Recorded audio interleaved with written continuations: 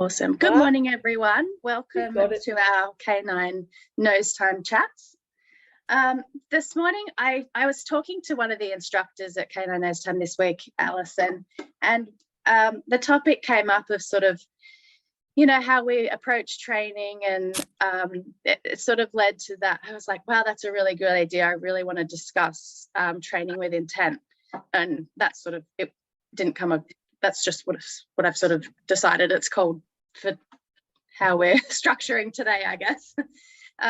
But it's a really interesting topic because it's something we see so much and we do ourselves. It's something I do myself, so I'm really aware of how important it is to train correctly and with good intentions, and not just, you know, especially when it comes to scent work. I think it applies to dog training across the board, but really when it comes to scent work, I think it's really important. And I guess what I mean by that when I say training with intent is, and there's a quote, apparently it's an old IPO saying, I looked up to try and credit it to someone. I think I heard it from Glenn Cook, but no training is better than bad training. And that really resonated with me.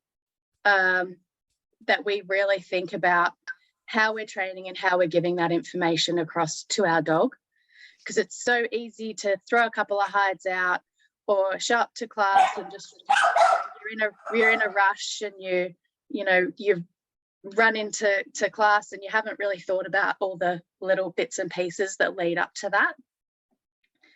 So I guess I'd like to start, if anyone has any, I guess, things that you notice yourself doing or common problems that we sort of bring on to ourselves when we're training without intent. I really like that quote. It's no good. Yeah, because I think we can do more damage to our overall training plan if we actually don't plan and consider what we are actually trying to achieve in each training session. And I think you're right. I think it goes for scent work or training any particular skill or discipline. And like with nose work, like you say, it's kind of such an easy thing to kind of kill some time, just run some hides. And I actually think that's okay if you are doing that to kind of burn off your dog's energy or serve some sort of enrichment purpose, as long as that's what you know you're actually doing. Well, that's what you just nailed there, right? You still have a goal in mind with, even if you're just throwing out some hides, if the goal is for, you know, enrichment or for exposing the dog to more environment or whatever it is, there's still a goal there. Yep. It's when there's no goal at all, I think that we can run into trouble just throwing out some hides. And the cool thing with nose work is that there is always something to work on.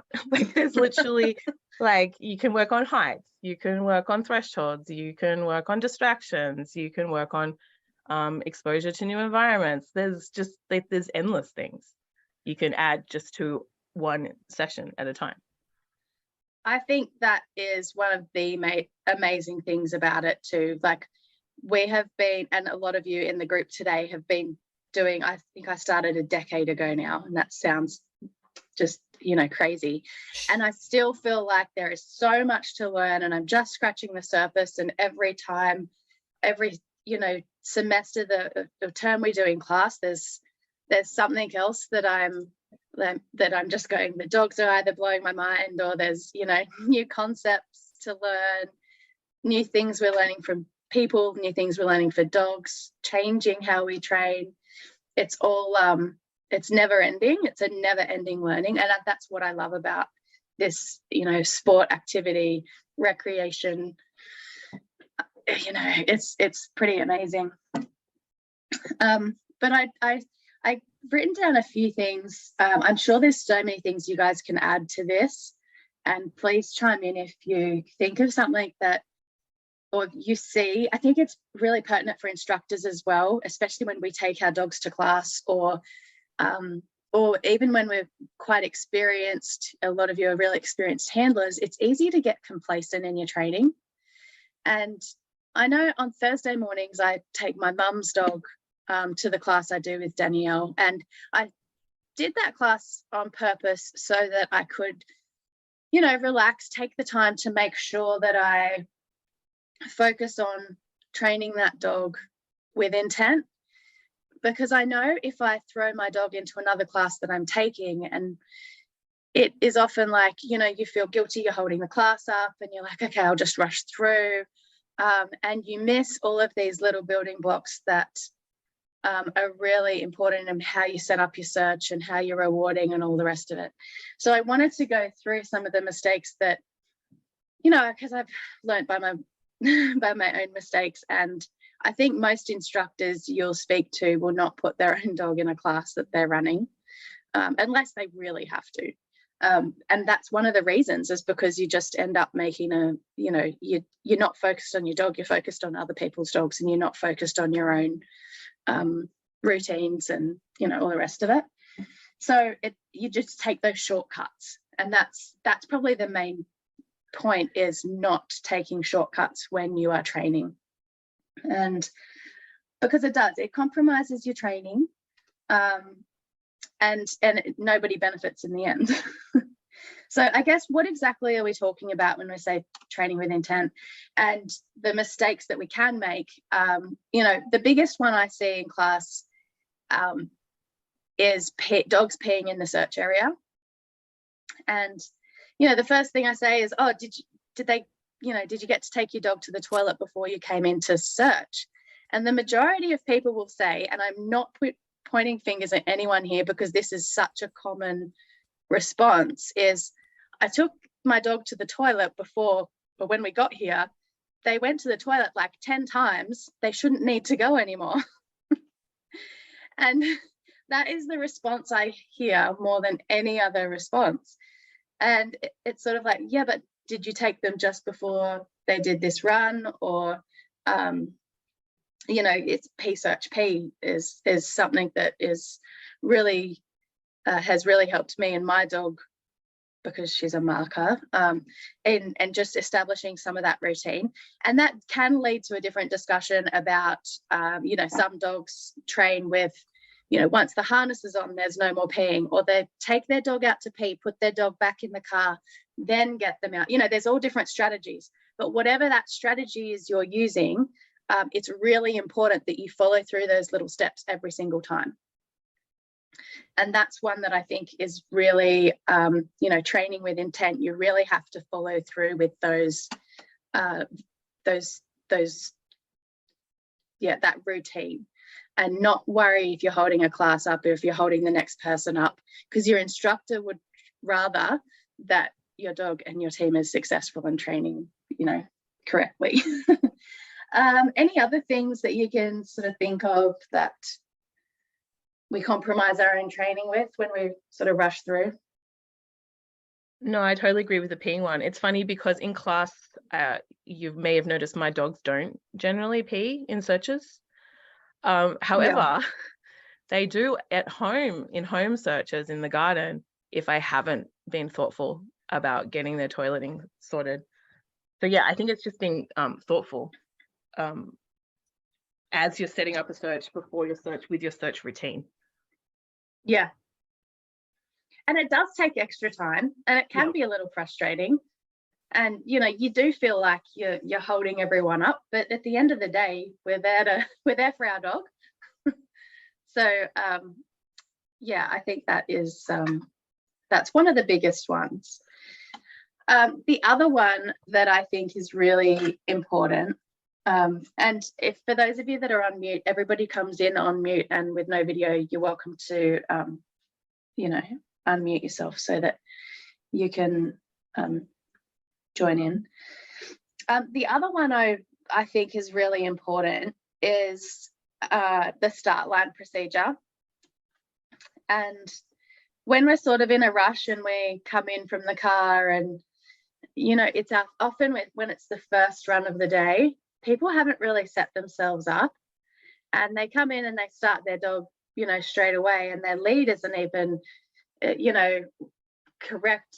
The dog hasn't been set up properly. They might have their harness on, or they might have put it on, you know, at the last minute at the start line. And I think that's a dog to dog scenario as well. I've definitely merged. I used to put my dog's harness on at the start line because of that context I needed because she's the marker. But I have started doing that now a little bit further back. And I mean like outside the door. So, you know, when we're quite a way away from the search area.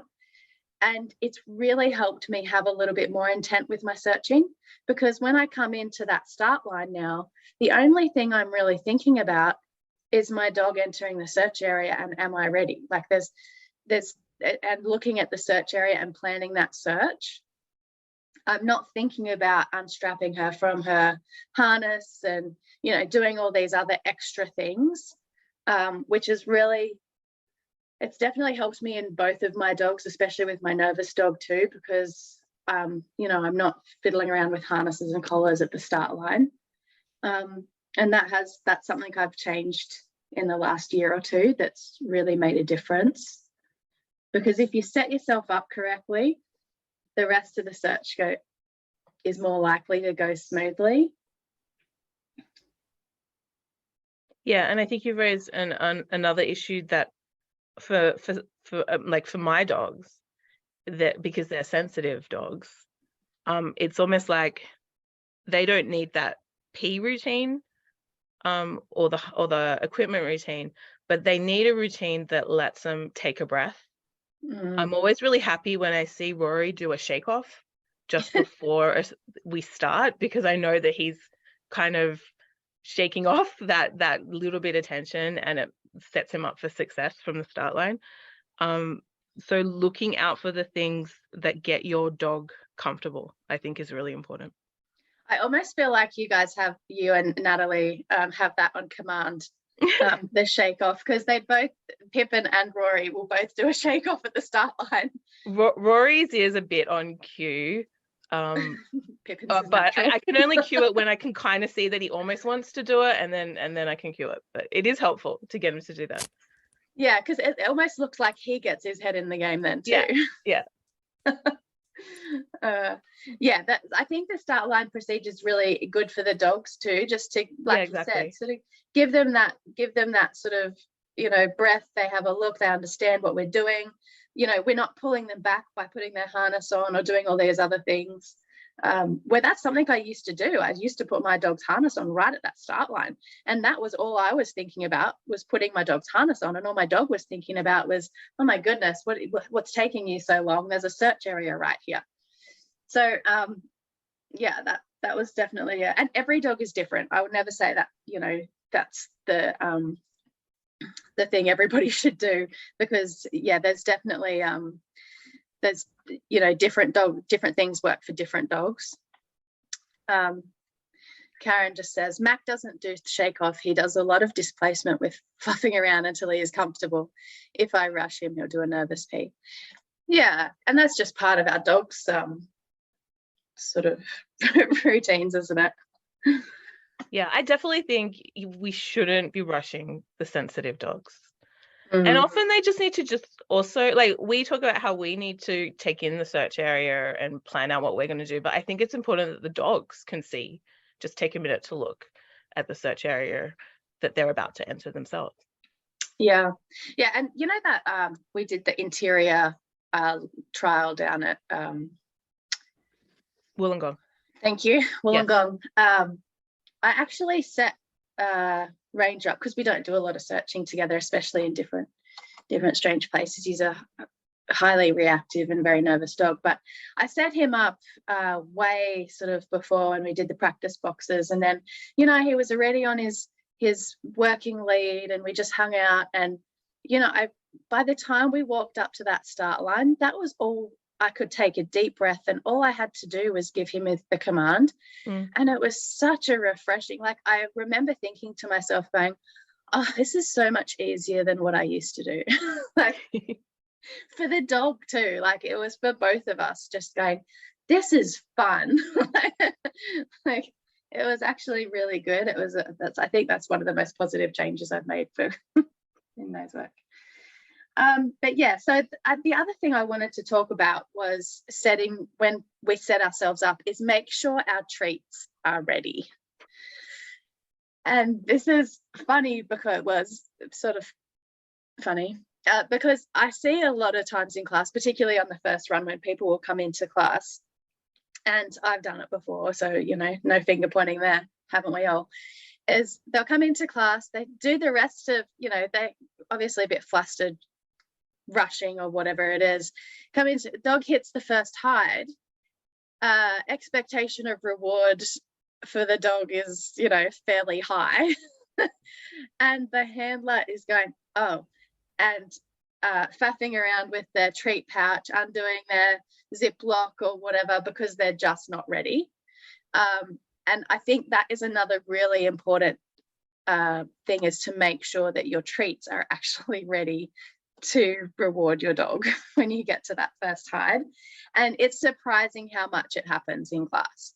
And even for experienced dogs, we've spoken about how easy it is for dogs to learn new behaviors and how quickly they learn it, and how quickly we can frustrate them by that delay. So I think that's another one that's really important, is to make sure that your treats are ready and good to go. And the other one is, I sort of said before about having your dog's head in the game. I also think it's really important to have the human's head in the game. And what I mean by that is being able to walk into a search area and look at the search area and take that in as part of your start line routine as well, so that there's not all these other details that you're focusing on, but you're looking at the search area saying, you know, what's my plan? Which direction am I going?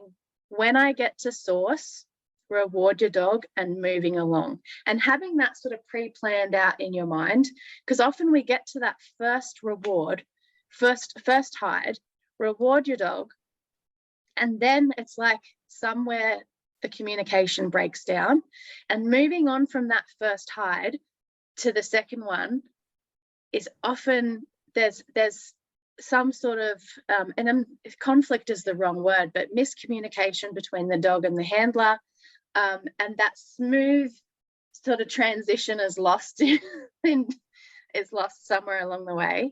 And it's definitely something we need to practice more in training as well, is rewarding and moving along in a fluid motion. Somewhere the lead gets, you know, messed up. People, when they come into reward, they step on the lead or they don't wheel it in properly, which means that you also can't take off properly. And I think I've got a video on this. I'll write it down because I always say this and I never do it. So, video on moving on from a hide. But I think that's part of being ready and prepared at the start line for that case, for as soon as that happens, moving on from that transition. And you could do a whole topic and a whole discussion just on each of these points, I think.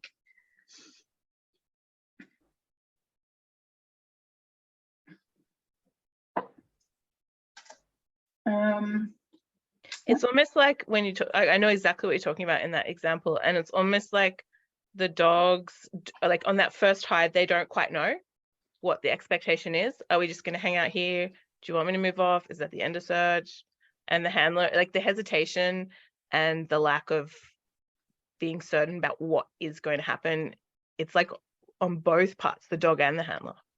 So that's where the handler, if they do have that plan, and if they are being intentional about what's going to happen, it helps support the dog in whatever you are wanting that dog to do next. Yeah. And it's also adding into that, whether it's a known or an unknown hide. So if you know where the hide is, you know, that's more the training for the dog, right? And that's us being able to take advantage of giving them that information to come in. We know where the hide is. We should also know where we're going to open up the space next. So that is a really good opportunity to practice that, you know, intentional, fast rewarding, opening up the next space to the dog, already planning ahead of how you're going to manage that.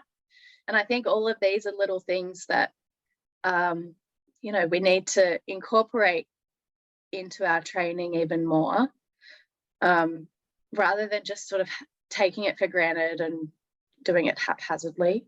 If it's an unknown hide, it's just as important, really, because yeah, that's the training for the handler, but that's when you can see the gaps in your training too, and like, okay, yeah, I'm really not managing moving on from that first hide really well, or because it will come as more of a surprise, obviously. Yeah, absolutely. And you may not have positioned where you are in a way that will help the dog move on, whereas if it was a known hide, you probably would. Yeah, so it's making sure that we're ready for whatever happens, and it's thinking that little bit further ahead. And I think that start line routine, whatever it is, whether you are putting your dog's harness on at the start line or you're not, is making sure that you already have thought just a couple of steps ahead to make sure that whatever is happening happens fluidly. And just on this a bit further, one thing I really think I need with Rory is a very clear sort of end of search, we're leaving the search area pattern routine, because I feel like sometimes he is a bit confused. Are we still searching? Are we not? So that's something I'm planning to work on at the moment. And that's another individual, that's a really good point, is the finish procedure as well. And I think that depends on what type of dog you have as well, and what type of team you're working, and everybody's will be different. Like finish to me, I say finish to my dog. Luckily, it's the same word that the judges like to hear. So it's just become that routine. I'm like, finished, back to the car. Or, you know, some people, their dog is a little bit like, well, I don't want to go back to the car. So it's whatever your finish routine is, to make sure that that is positive and productive for your dog as well. And yeah, whether it's feeding your dog or playing with a toy back to the car, or, you know, whatever that is, that it happens very intentional as well. And I think the main point from this conversation as well is to make sure that all these little things we do in our own training at home, because it's so easy to go, oh, it doesn't matter, I'm just putting out some hides in the backyard, or, you know, I'll just put out some hides, and if my dog falls over them on the walk, that's great. I think that there's places and times for that with purpose. But when you're in class, or if you're doing an intentional training session, I think they all have to have a goal and something that you're working on in particular. And you don't have to work on all of these things at the one time. You know, you set your search up and you work on just your start line routine. And in that case, just have one hide, don't overcomplicate it. And that would be my training suggestions for working on these things. It's hard to work on them all at once. And just because we've been doing nose work for quite some time doesn't necessarily mean we have perfected all of these little things. I know I haven't. So yeah, there's still a lot of room. We can be breaking down these parts of the search and training them, focusing on them in individual searches. So for one search, we focus on moving on from the first hide to the second hide. We still want to try and get all the rest of it right, but really focus on making that the goal for that search. Are there any other things that, I think we've sort of gone through the whole right from the start to the finish there, haven't we? Yeah, we actually have. Yeah, we've really covered quite a lot there. Actually, that's quite good timing. But is there anything else anyone would like to add to that? To our search patterns or training with intent? There's probably a lot of things that we can add. But as far as the structure of the search sort of goes, we've gone right from the car to going back to the car. So that was good. Yeah, I guess it's just, when you are doing the backyard training, just don't miss out on the opportunities to practice all these little bits and pieces. Yeah, that's a good point. Yeah. Yeah, I mean, sometimes it is nice to have a, you know, just a relaxed search and take away some of the structure and all the rest of it, but making sure you're doing it, that making the right decisions for your dog as well. In, you know, for my dog that is a marker, it's not productive for her to have a big search where she's most likely to mark. You know, or if she does, you know, I still want her to wear her harness because that gives her context. Where for my other boy, it doesn't, it's not as important for him to wear a harness every single time we search, because they're just different dogs. Karen just said the distractor thing I mentioned the other day, with it being their food reward as distractor, is a good one to discuss, but maybe for another day. Yeah, we should do another talk on distractors, actually, because there's quite a lot we could add in training strategies as well.